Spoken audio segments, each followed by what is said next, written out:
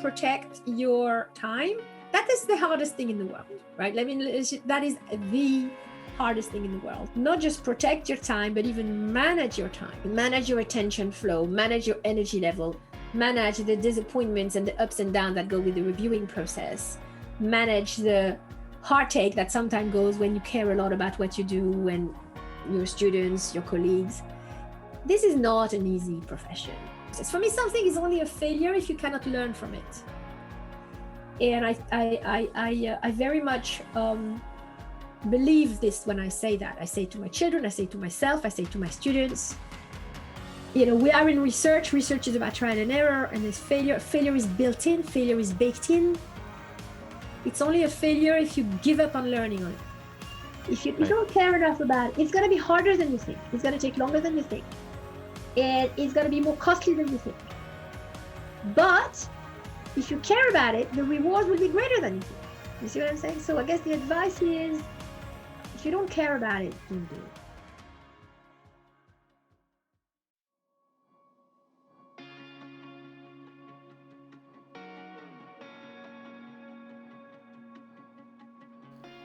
Welcome to a new episode of 10+1 Questions, Real Life in Academia. A talk show in which we ask established scholars about their careers, the best pieces of advice they have received, and tips and tricks to better navigate the academic world. Our guest today is Annabelle Gawer.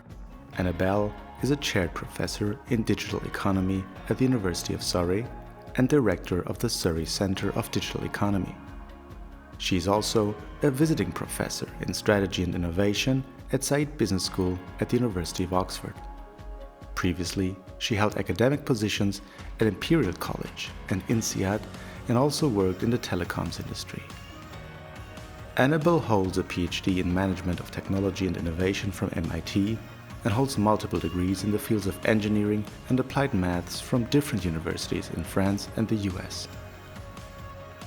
In her research, she explores the interaction between economic forces, organizational dynamics, and technological design, and provides insights into the strategic management of platforms and the governance of their innovation ecosystems. She has published 4 books and numerous articles in top international journals in strategy, innovation, economics, and organization studies. Her work has provided seminal insights, has been cited widely, and received several awards. On top of that, Annabelle's work has been featured in the media, for example, in the New York Times, The Economist, or the Wall Street Journal. Among others, she has advised the UK government, the OECD, and the European Commission, the latter as an expert member of the European Commission's Observatory of the Online Platform Economy. Now, what is probably lesser known about Annabelle is that she used to play the piano at quite a serious level.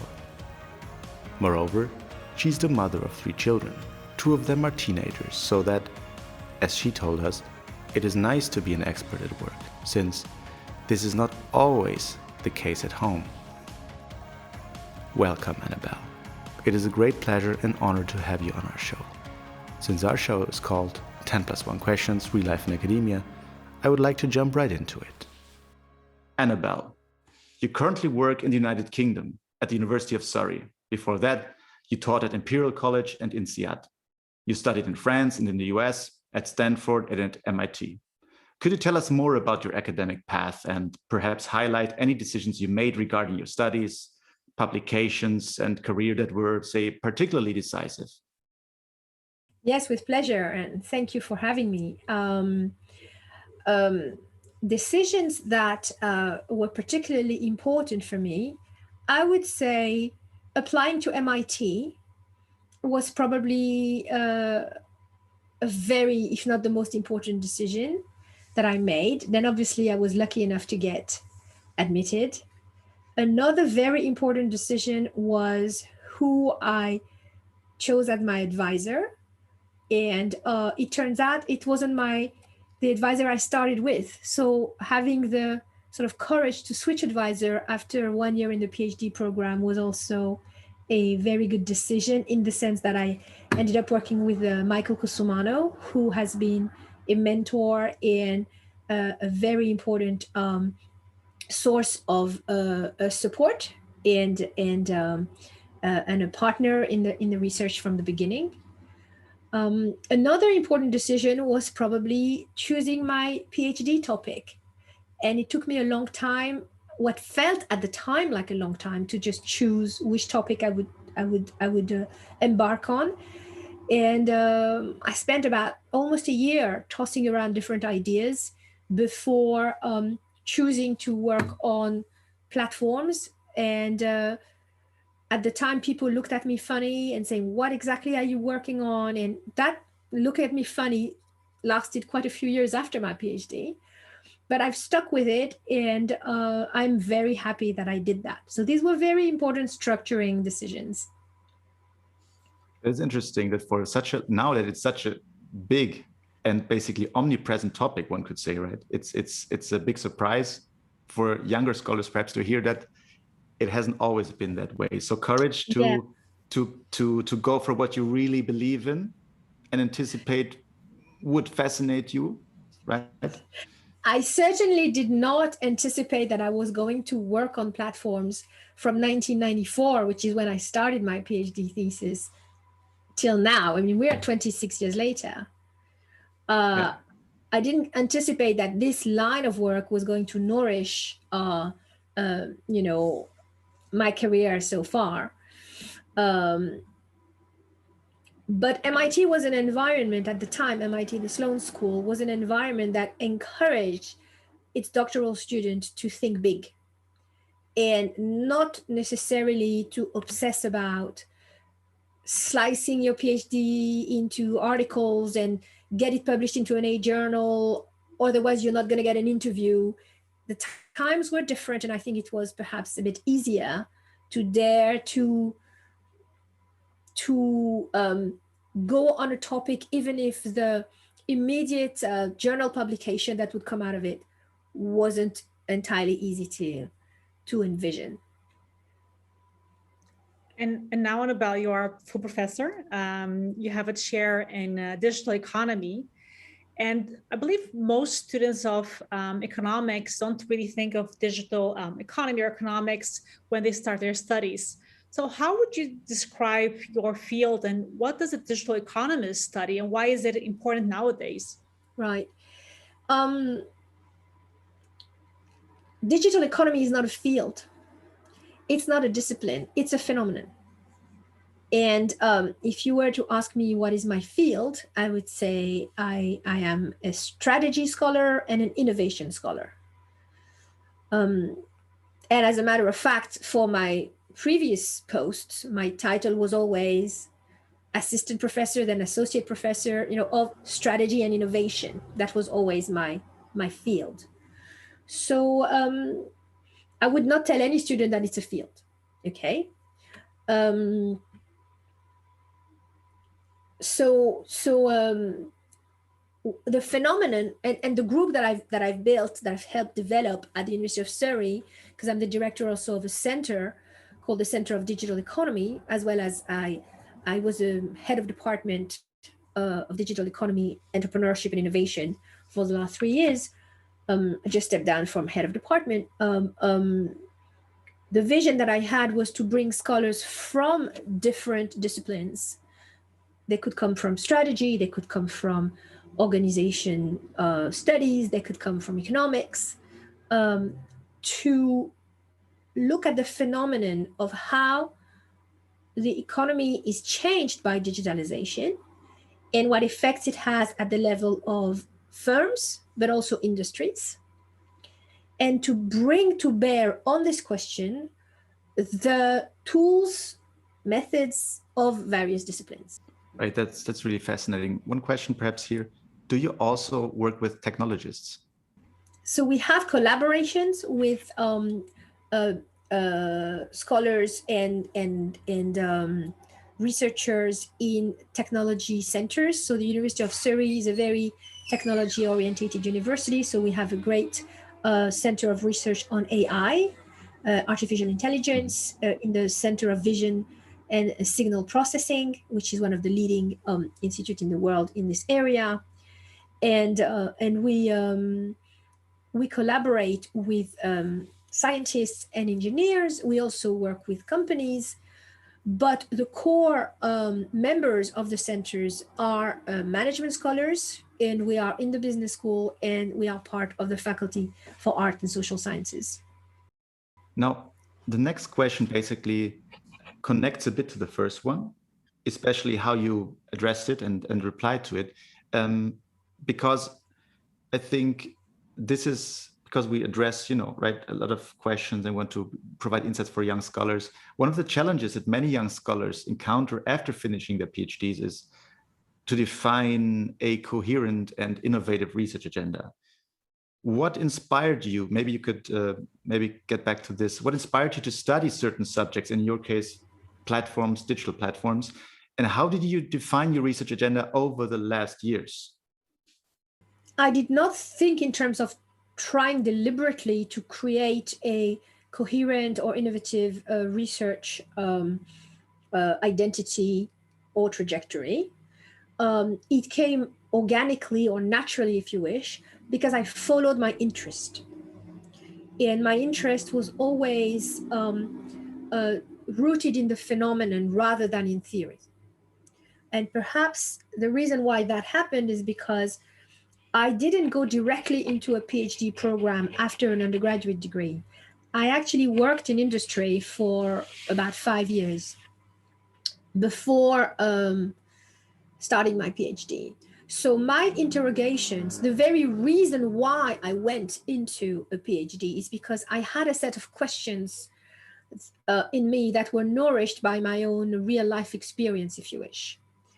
And one of those big issues had to do with innovation and how come some companies are more innovative than others, which transformed itself into how come some industries or some sectors seem to be more innovative than others. Reflecting on it, it may have been because I was working in a company which was a large high-tech company, very large, 50,000 people, which was related to high-tech, but also the military. And we had witnessed the explosion of the internet. And along with that, new commercial opportunities having to do with local networking equipment, for example. And my company had visited companies which at the time were startups, such as this little company called Cisco. And my company was a lot bigger than Cisco at the time. And I was part of a group that tried to explore the possibility of making alliances between Cisco and my company. And people back at my company said, no, this is not our kind of beauty. This is not the kind of things we do. We make big systems, we charge the governments, we charge over cost, we organize completely differently. We're not going to go there. And they passed amazing opportunities. And so I think I was primed to pay attention to the sea changes that were affecting the industrial landscape and to understand not only what stops company from being innovative, but how come in certain sector there seems to be so much more innovation in a way that is almost systemic. And therefore, I think that what helped exposed, if you wish, if I want to look back, what has helped me to have a coherent research trajectory and identity is that it was nourished by questions that I really had in my belly, so to speak, as opposed to how can I get an A journal out. That's very, very, very interesting. Yes. Thank you. Annabelle, so one of the things that most young scholars struggle with is, of course, defining their agenda, as was just mentioned.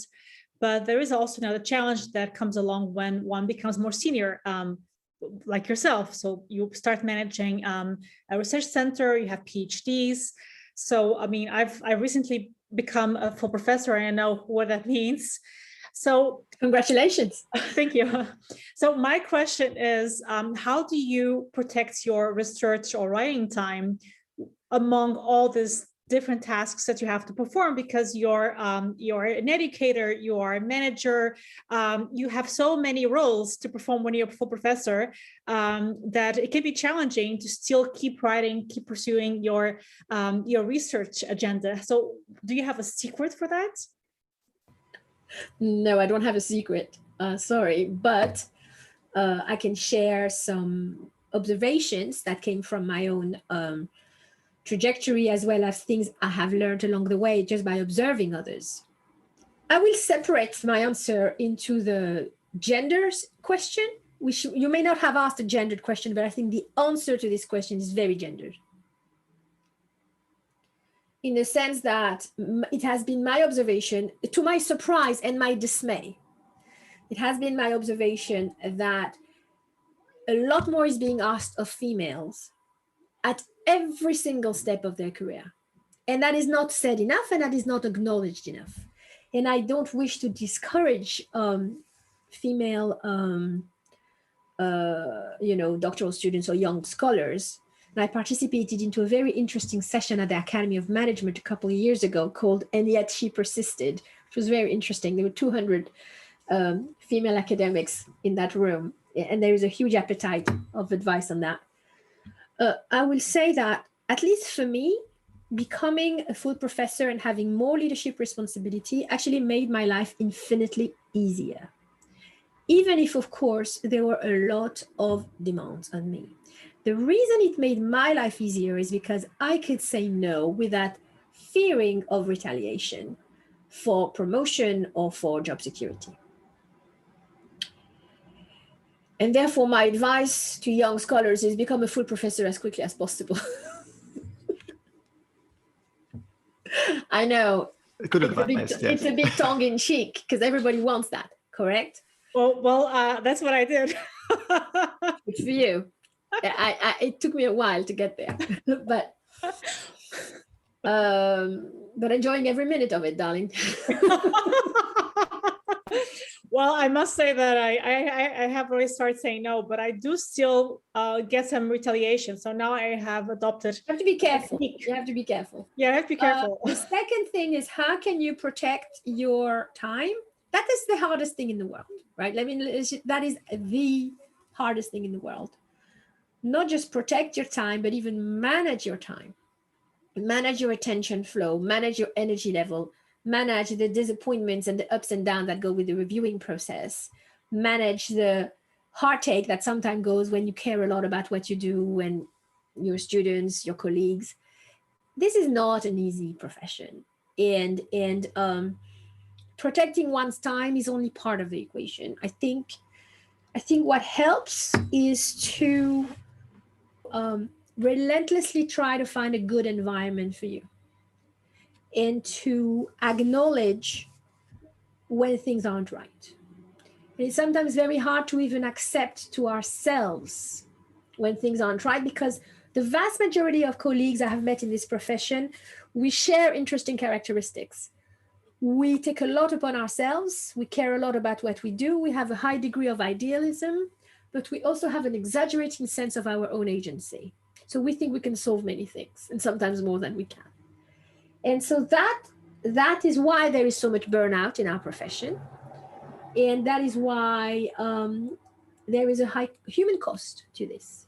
So I think, if I may, the question is not just how can I squeeze more productivity from me and what are the tricks of the trade to get that done, but rather, if I may allow a sort of slight reframing, is it ask yourself very regularly, why are you doing what you do? Because I think what fuels the motivation of scientists or researchers is meaning, is a search of meaning. I don't think any of us went into these professions because we wanted to maximize our net present value.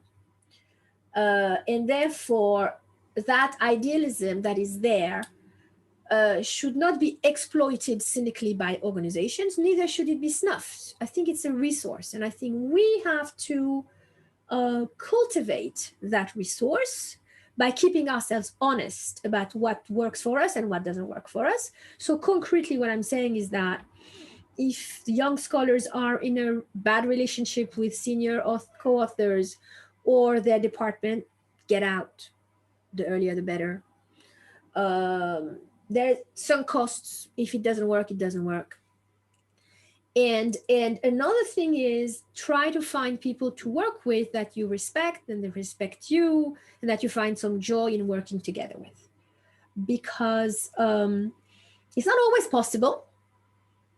But the minute it's possible, increase a little more your engagement in that direction. And so, and at least for me, when there is less stress in the system, then I am a lot more efficient, because I get out of these sort of power issues and difficult dynamics and things like that, which are plaguing, all relationships in all sort of work environments. But in our profession, these things aren't really discussed. And we assume that, the younger we are and the more junior we are, we should just accept a lot of things that come our way. And there's a lot of unfairness going on.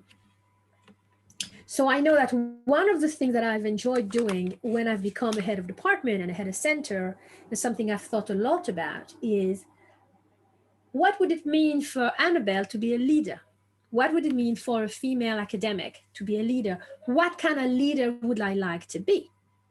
And so I was trying to become not a leader, because I don't think of myself this way in research, but a pioneering researcher. So it's a kind of thought leadership, if you want to use that word, although I don't like that word very much. But when I became, head of department and head of center, the kind of leadership that I wanted to practice was more of a custodian, almost like I don't want to be too stereotypical, but I think the way that I was a mother in my private life helped me practice a certain kind of authority infused with care, if you wish, or care infused with authority, which helped me as a kind of template to the way I was trying to engage in a protective way and in a benevolent way with my colleagues, in particular junior colleagues and those I hired or helped hired, because I think that's missing a lot from a lot of places in the professional world, academia and not. There are a few things that I can draw from your answer. So the first one is that it becomes easier as you become more senior, because you have more power to say no.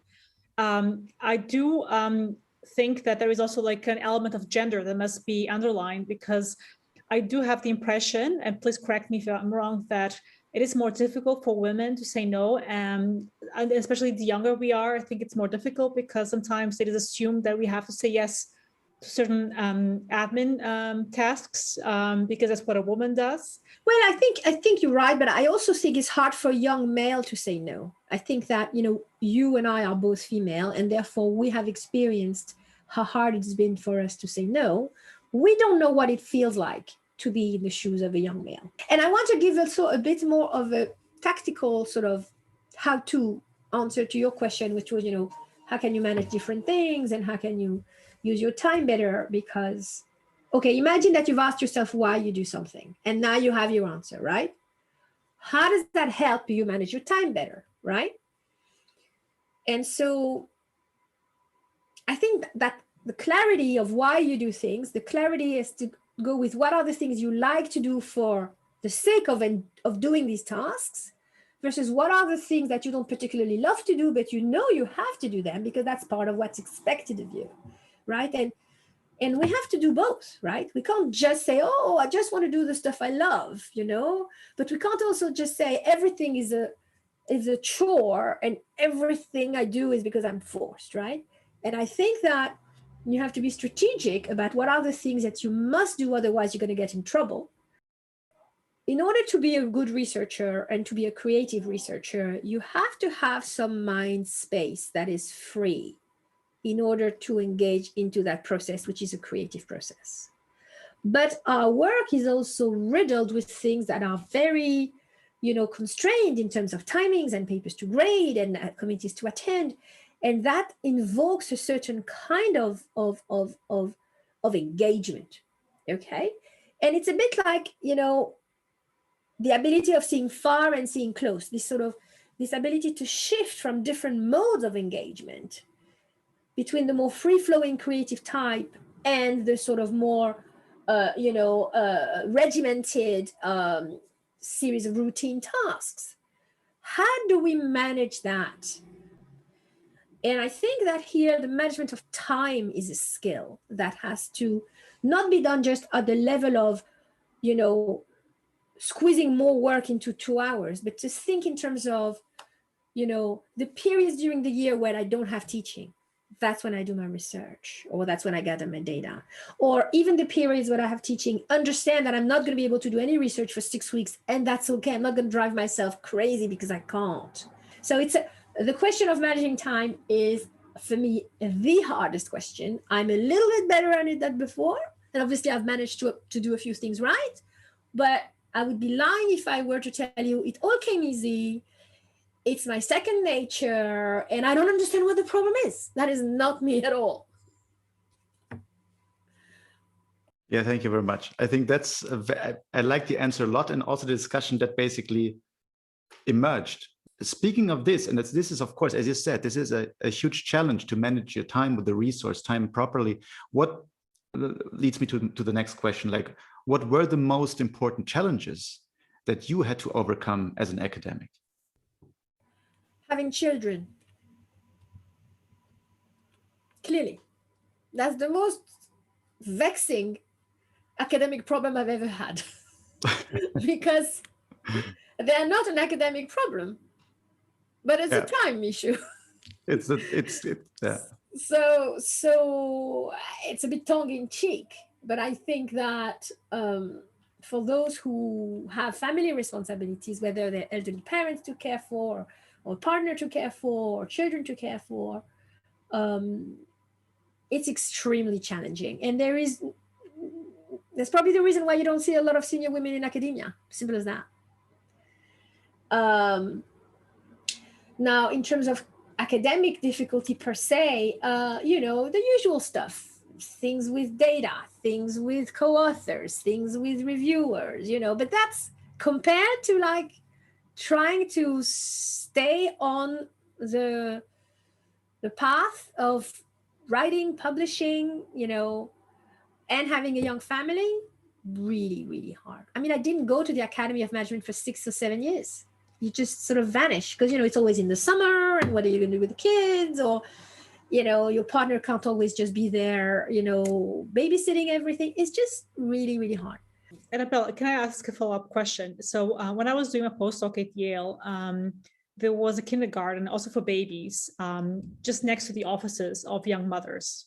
So what can the universities do to ensure that women do not take the hit, do not see children as a problem? So I think that if universities want to see this as a problem and want to try to help to solve it, I think there are two very important things to do. Not every university can have the means to have their own daycare center, right? Just a small number of universities can. Those who can, and who can provide, privileged access to faculty, that's fantastic. The other thing is it's something that Imperial College did.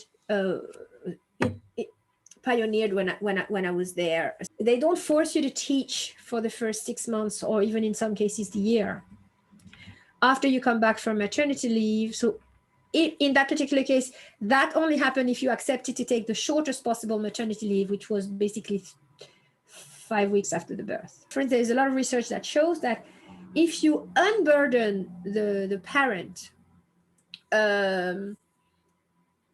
of administrative and teaching responsibilities for just a few months after the return to work, that helps not dry out the research activities. And in a way, there's no reason why they should just be for female as well. I think you can also, increasingly parents, whether they are, male or female, and you can think also about a gay couple or adoption, also, the support has to be there for I think for those situations. I agree. It should be for parents in general. And I mean, of course, women have to deliver the babies. Of course, turns out, yes, there's a different. There is a biological issue to it.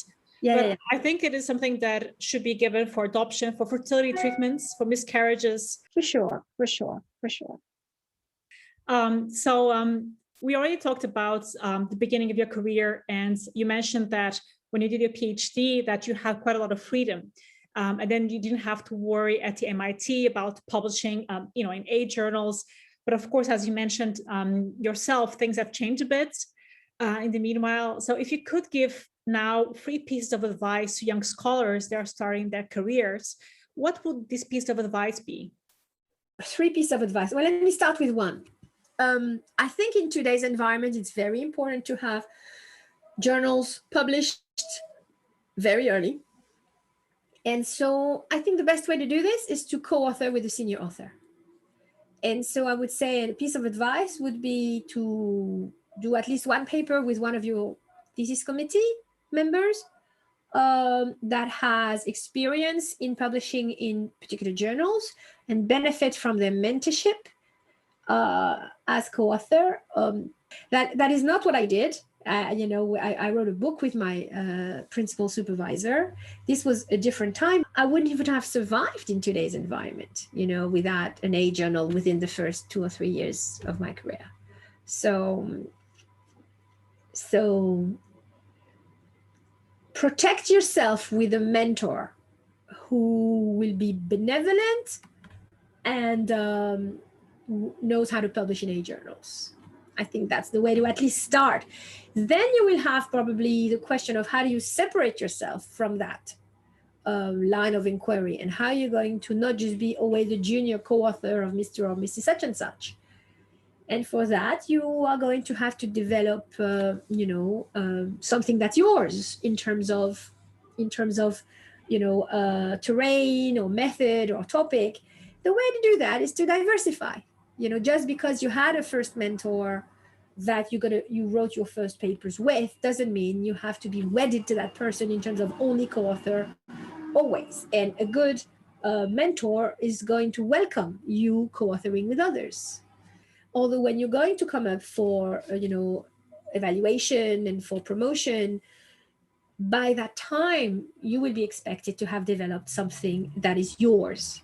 I think that's very, very powerful advice for young scholars. And if we speak about advice for young scholars, Annabelle, what advice would you have given the younger Annabelle when she was about to start her PhD? Like, what should younger Annabelle have done differently or worried less about? Is there anything you could tell us? Maybe I could have said to myself, don't worry so much. But I think if I had worried less, I would have worked less hard. Maybe I would have told myself things are going to work out. But honestly, it could have worked out. It could have not worked out. So it wouldn't be genuine. Maybe I could have told myself it's not a big deal if it doesn't work. But knowing who I am, I wouldn't have believed it anyway. Maybe I could have told myself it's going to be a lot harder than you think. But if I had known that, maybe I wouldn't have started or stayed on. So you wouldn't have told yourself that then?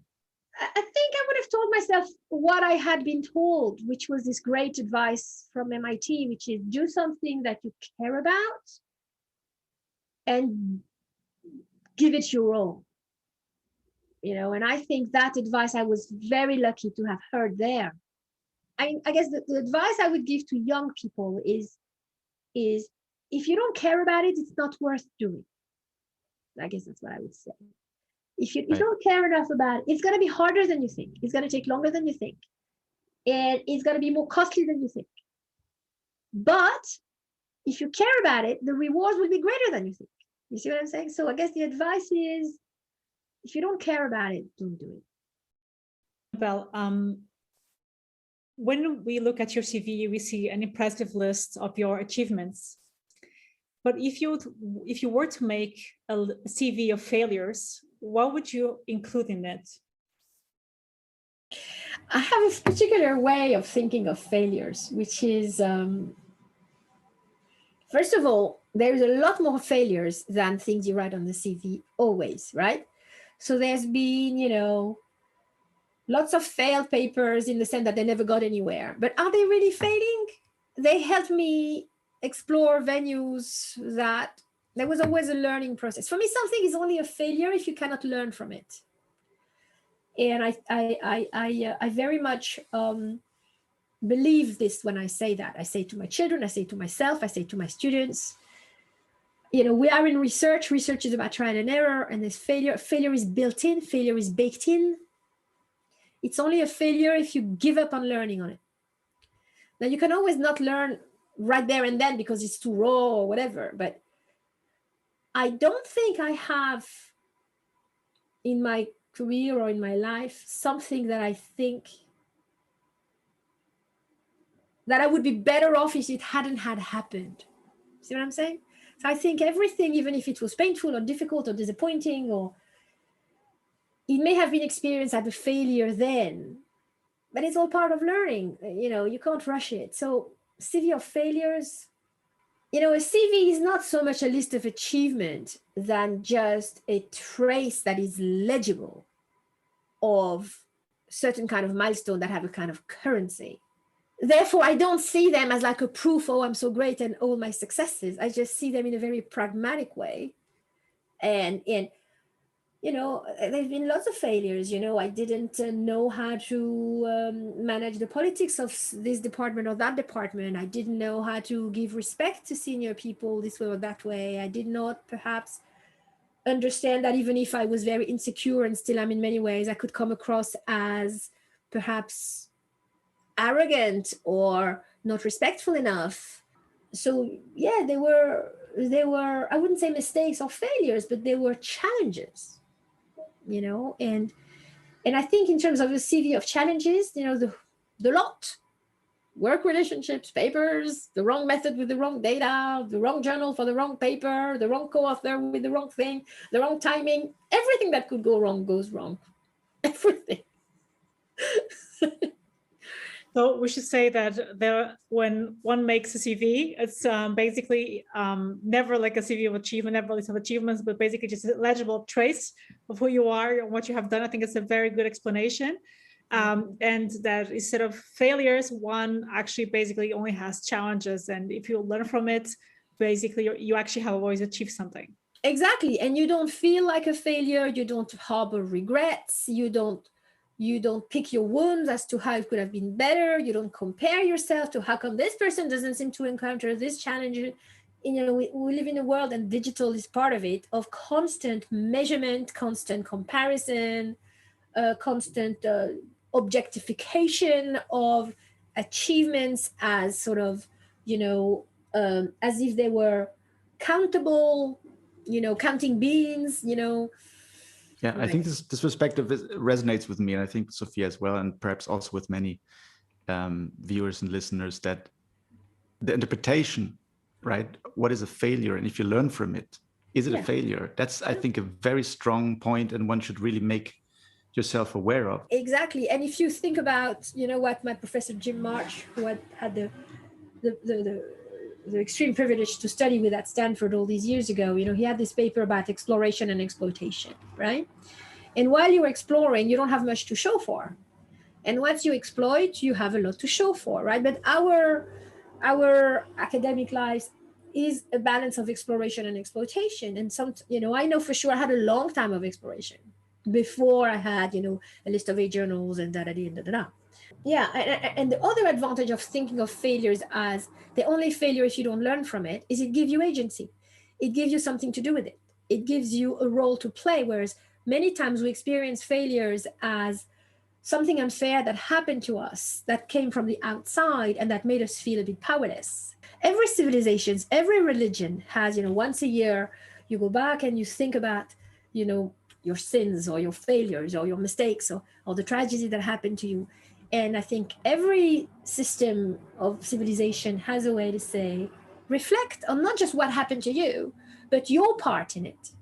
And I think it's very healing in terms of failures, and it's very empowering, because all that tells us is, well, if the same thing happens to me again next time, maybe I'll do a little bit of a better job at it. So I think it's very important to not be afraid of failures. Of course, to understand that failures have a cost, but there's always something to learn, and there's always something that comes after. Right. And I must say, Sophia knows it, I always like these sports analogies, quotes by Wayne Gretzky and Michael Jordan. And Wayne Gretzky says, you miss 100% of the shots you don't take. So if you want, right? Yeah. So if you're afraid of not scoring. Exactly. And you don't shoot, okay, you will never score. I love that.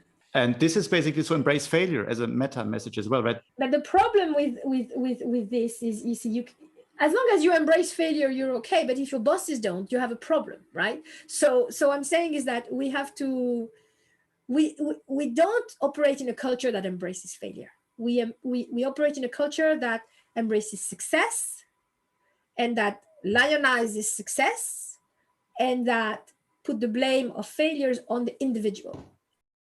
The next question would be connecting to what we discussed before. Maybe I can ask the question, maybe we can answer it. And this is that women in academics of color only make for a small percentage of tenured academics in economics, business and law, and then other fields. So what are, in your opinion, the 3 most important measures that we should take to change this situation? Well, minorities always have a problem. And I think that what helps is to have people in positions of power and visible that are part of the recruiting process, and that can show that it's possible. But you need to get to a critical mass of having, enough women, or enough women of color, or enough people of color. You need to get to a critical mass so that there is less bias, less unconscious bias or conscious bias in the promotion, in the recruiting. So it's important to favor the visibility and to put in position of leadership people who represent those minorities, so that the people from the minorities can identify themselves with these people and say it's possible. And also because they have a voice that matters a lot in the recruitment process and promotion processes. I think, to me, that's very important. Can we quickly ask you what's next for you? My research has taken me recently in the direction of helping regulators think about how to regulate, or whether to regulate big tech platforms. And so I'm learning a lot. I'm speaking with regulators, speaking with antitrust lawyers, speaking to people at the European Parliament or the European Commission or in the United States. And so I don't know what papers in management journal is going to come out of that, but being true to what I was telling you in terms of my theory, there's something interesting there, there's something important there. And so I'm going with the flow, see where that goes. Thank you so much, Annabelle, for your time. We finished on time as promised. Fantastic. Your answers were fantastic, very insightful. Thank you. Take care. Thank you so much, Annabelle. Take care.